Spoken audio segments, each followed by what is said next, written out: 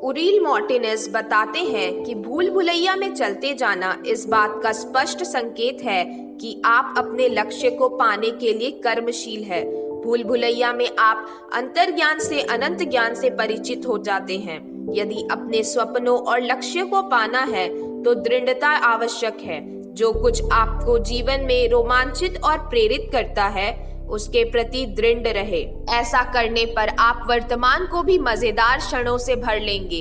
कर्मशील रहने पर आप अपने लक्ष्यों की सच्चाई का निर्माण भी करने लगते हैं। जब आप हृदय की किसी इच्छा पर सशक्त रूप से ध्यान केंद्रित करते हैं तो उसे मूर्त रूप देने के बहुत करीब होते हैं। याद है बचपन में कैसे क्रिसमस खरीदारी के ऐन मौके पर सीरियस और मॉन्टेगोमरी वार्ड्स की श्रृंखला सूची घर पर आती थी और किस प्रकार उन वस्तुओं की कल्पना में ही समय बीत जाता था। हम नई नई संकल्पनाओं में खो जाते मानो वे वस्तुएं हमारे पास हो, और किस तरह हमारे माता पिता हमें कहते कि उस तालिका में उस खिलौने या वस्तु पर गोला लगाओ जो तुम चाहते हो कि सैंटा तुम्हारे लिए लाए। वह पहला कदम होता था यह सीखने का कि जो हम कल्पना करें, इच्छा करें, वह पूरी भी हो सकती है। हम मस्तिष्क से उस छवि या इच्छा को पूरा होता देखते हैं। यदि हमारी अभिलाषाएं महंगी नहीं होती तो क्रिसमस के अवसर पर हमें पेड़ के नीचे इच्छित वस्तुएं मिल जाती। हमारे माता पिता को हमारी इच्छा पूरी करने में ही मिल जाने का आनंद आता था और हमें अपना मनपसंद उपहार मिलने में। एक क्रिसमस स्टोरी सिनेमा अवश्य देखें। जब हम में रैफी है और इसलिए यह चलचित्र सबको पसंद आया।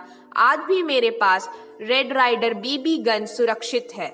जैसे जैसे हम बड़े होते हैं हमें वस्तुओं पाने की प्रक्रिया का पता चलता गया। चाहे नौकरी पाई या स्कूल भी गए, वह पैसे बचाकर पहली कार खरीदी, मनपसंद कपड़े लिए या विदेश यात्रा।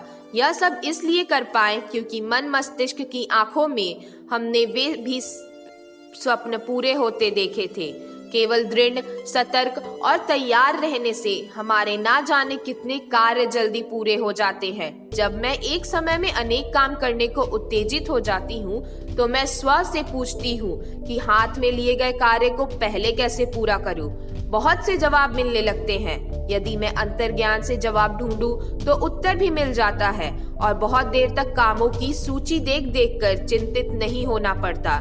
जब मैं अपने चिंतन में लगे जालों को साफ कर आशावादी तरीके से सोचती हूँ तो अंतर्ज्ञान मेरे लिए काम करने लगता है, और ऐसे में किसी विषय को लेकर कोई योजना सामने आती नजर आए तो उसे नजरअंदाज ना करें।